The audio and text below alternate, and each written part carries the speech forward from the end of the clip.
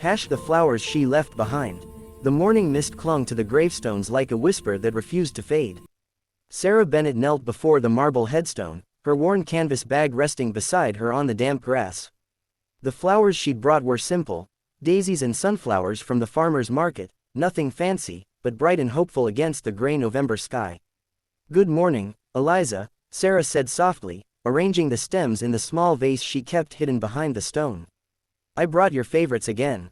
She came every week, always on Tuesday mornings when the cemetery was quiet and empty.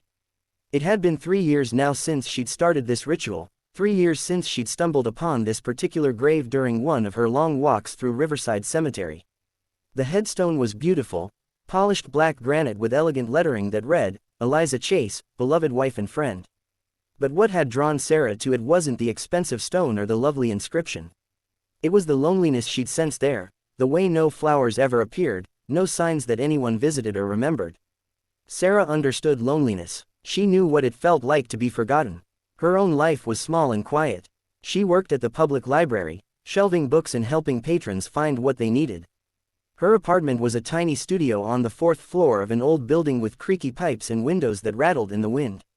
She had enough to get by, but not much more. Certainly not enough for luxuries.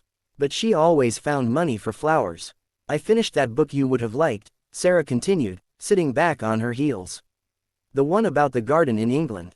It reminded me of you, somehow. I don't know why, maybe because gardens need tending, and so do memories." She stayed for 20 minutes, telling Eliza about her week, the rude customer at the library, the stray cat that had started appearing on her fire escape, the way the autumn leaves swirled down the street like copper coins. She talked to Eliza the way she might talk to a friend, if she had one.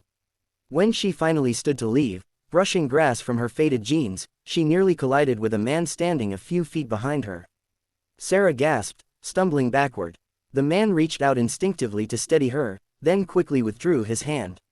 He was tall and impeccably dressed in a dark wool coat that probably cost more than Sarah's monthly rent. His eyes were a striking blue-gray, and there were lines of exhaustion etched around them. "I'm sorry," he said, his voice rough. "I didn't mean to startle you." Sarah's heart hammered against her ribs. "It's okay. I was just leaving." But the man wasn't looking at her anymore.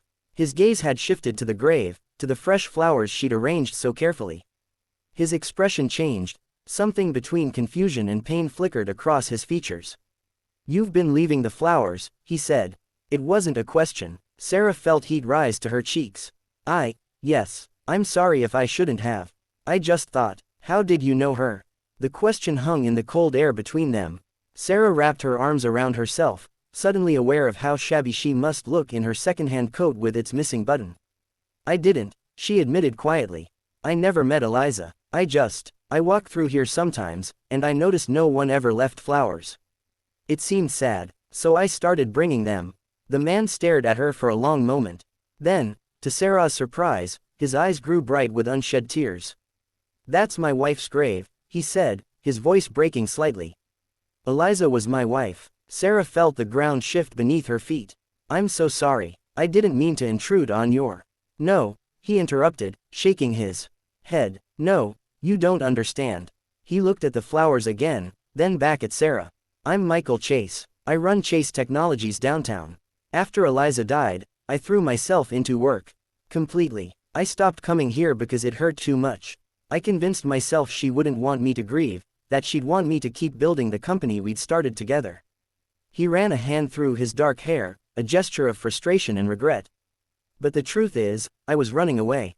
From the pain, from the memories, from everything." Michael's voice grew softer. "I haven't been here in almost 3 years.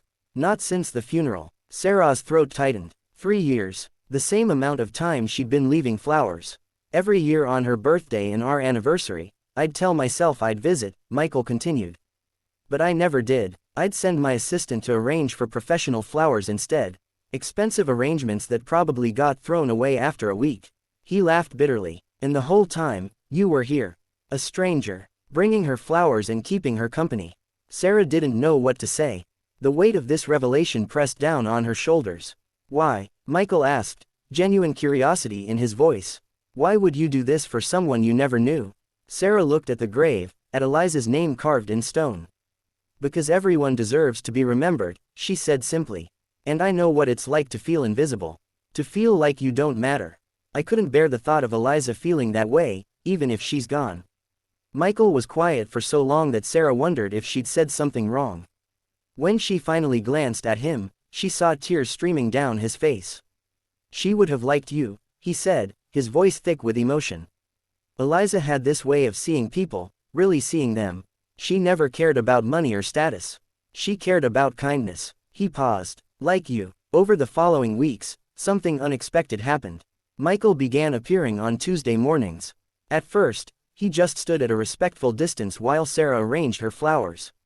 Then, tentatively, he began to join her, bringing his own bouquet, always simple flowers, never the elaborate arrangements from before.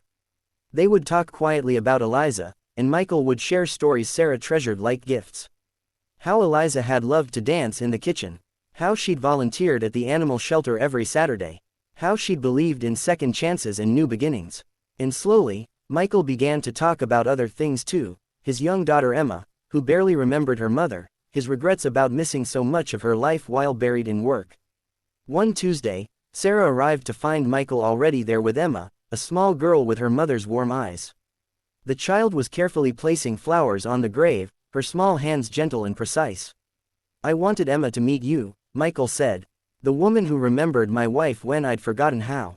Sarah knelt down to Emma's level. Your mama was very special, she said softly. Daddy says you're special too, Emma replied with a child's earnest honesty. He says you taught him something important. Michael's voice was quiet but steady. You taught me that love isn't just in the big gestures or expensive tributes. It's in showing up, in being present, in the simple act of remembering. As Sarah stood, Michael held out an envelope.